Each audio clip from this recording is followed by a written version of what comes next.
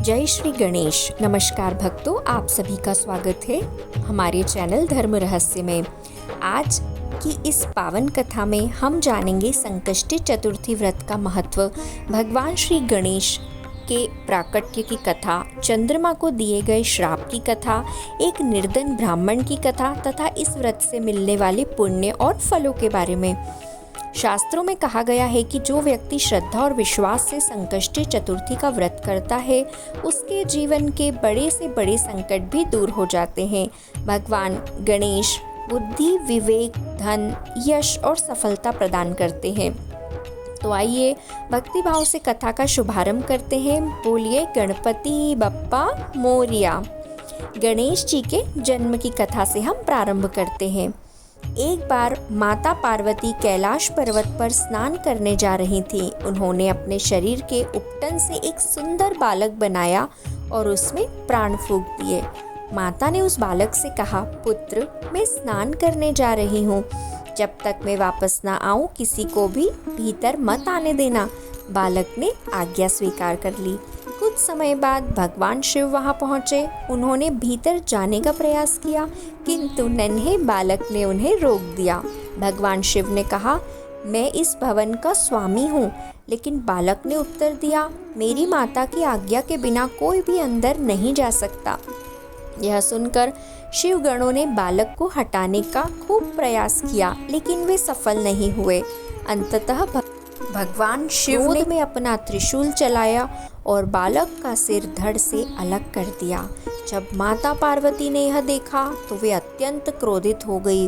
उन्होंने समस्त सृष्टि के विनाश का संकल्प कर लिया। देवता भयभीत हो गए। तब भगवान शिव ने अपने गणों को उत्तर दिशा की ओर भेजा।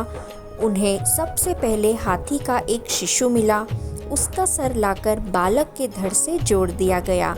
बालक पुनः जीवित हो गया। भगवान शिव ने कहा, आज से तुम समस्त देवताओं में प्रथम पूज्य कहलाओगे। तभी से वे गणों के ईश्वर अर्थात गणेश कहलाए। प्रथम पूज्य बनने की एक अलग कथा भी है जो हम सुनते हैं। एक दिन देवताओं के बीच विवाद हुआ कि प्रथम पूज्य कौन होगा। भगवान शिव ने कहा, जो पृथ्वी की परिक्रमा कर सबसे पहले लौट आएगा वही प्रथम पूज्य होगा। कार्तिकेय जी अपने वाहन मोर पर बैठकर तुरंत निकल पड़े, लेकिन गणेश जी का वाहन तो मूषक था। उन्होंने विचार किया और माता पार्वती तथा भगवान शिव की 7 बार परिक्रमा कर ली। फिर हाथ जोड़कर बोले, माता पिता ही मेरे लिए संपूर्ण संसार है। उनकी बुद्धिमानी देखकर सभी देवगण प्रसन्न हुए। भगवान शिव ने घोषणा कर दी, गणेश ही प्रथम पूज्य होंगे। तभी से हर शुभ कार्य में सबसे पहले गणेश जी की पूजा की जाती है। तीसरी कथा है चंद्रमा को श्राप देने की कथा। एक बार गणेश जी ने भक्तों के घर जाकर बहुत सारे मोदक ग्रहण किए थे। मित्रों, रात्रि में जब वे लौट रहे थे तो उनका संतुलन बिगड़ गया और वो गिर पड़े। आकाश में बैठे चंद्रदेव नन्हे बालक के गिरने से उन्हें देखकर हंसने लगे। गणेश जी को यह बात बिल्कुल अच्छी नहीं लगी। उन्होंने क्रोधित होकर कहा, हे चंद्र, तुम्हें अपने सौंदर्य का घमंड हो गया है।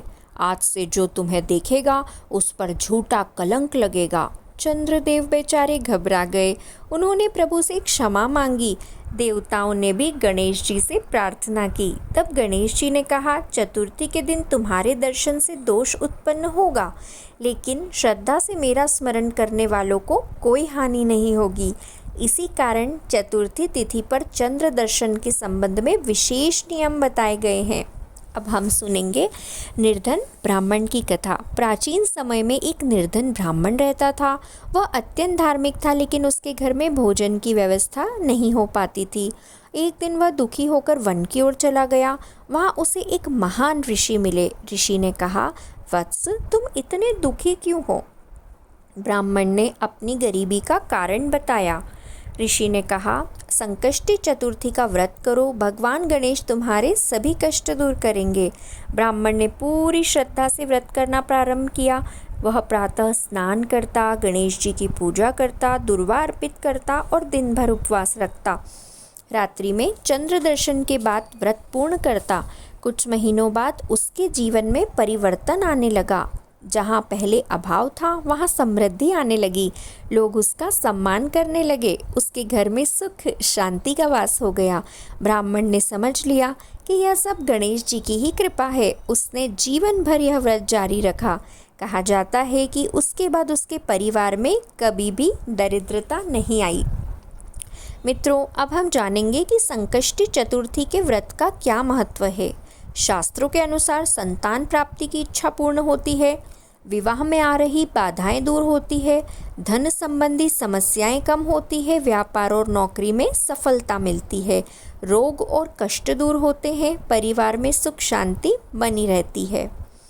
भगवान श्री गणेश को विघ्नहर्ता कहा जाता है। जहाँ गणेश जी का स्मरण होता है वहाँ नकारात्मक शक्तियाँ दूर रहती है। जो व्यक्ति प्रतिदिन ओम गम गणपतिये नमः मंत्र का जाप करता है उसके जीवन में सकारात्मक परिवर्तन आने लगते हैं। सभी भक्त आंखें बंद करके श्रद्धा से मंत्र बोले, ओम गम गणपतिये नमः, ओम गम गणपतिये नमः। वक्रतुंड महाकाय सूर्यकोटि समप्रभ निर्विघ्नं कुरु मे देव सर्व कार्येषु सर्वदा। हे विघ्नहर्ता श्री गणेश, हमारे जीवन के सभी संकट दूर कीजिए, हमारे घर में सुख समृद्धि स्वास्थ्य और शांति प्रदान करें। जो भी भक्त यह कथा सुन रहा है उसकी संपूर्ण मनोकामनाएं पूरी करें। मित्रों, हिंदू धर्म में संकष्टी चतुर्थी भगवान श्री गणेश को समर्पित होती है। संकष्टी का अर्थ होता है संकटों का नाश करने वाली।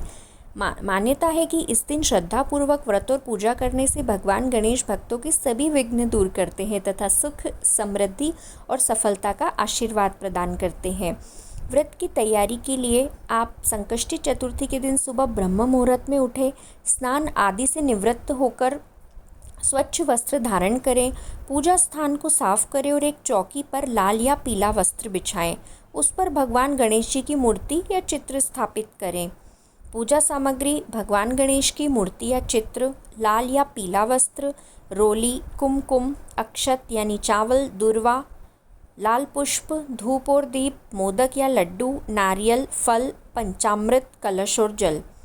पूजा विधि में सबसे पहले भगवान गणेश का ध्यान करें। ओम गम गणपतिये नमः मंत्र का जाप करते हुए गणेश जी का आह्वान करें।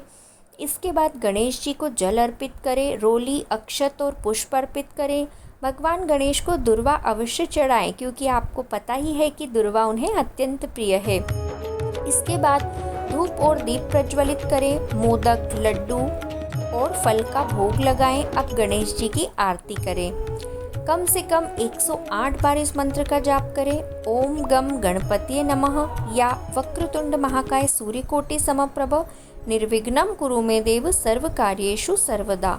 मंत्र जाप से भगवान गणेश शीघ्र प्रसन्न होते हैं। पूजा के बाद संकष्टी चतुर्थी की व्रत कथा अवश्य सुने या पढ़े।